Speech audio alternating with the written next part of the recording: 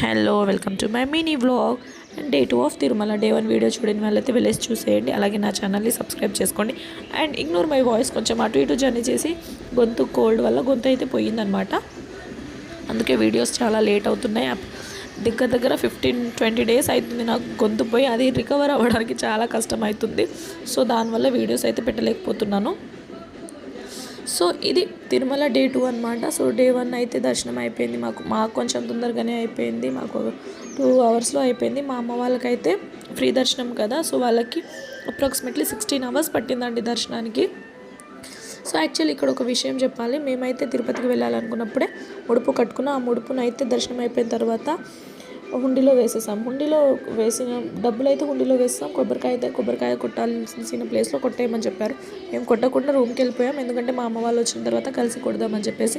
So అక్కడికి వెళ్ళి పడుకున్నామా. నైట్ 2 o'clockకి మార్చినోడైతే చాలా అంటే చాలా ఘోరంగా ఏడ్చాడు అనమాట. వాడు ఎందుకు ఏడుస్తున్నాడో నాకు మా బావకు అర్థం కాలేదు. మేము ఉన్నదే ఇద్దరం, మా వాళ్ళు ఇంకా రాలేదు దర్శనం నుంచి. ఏం చేయాలో అర్థం కాలేదు.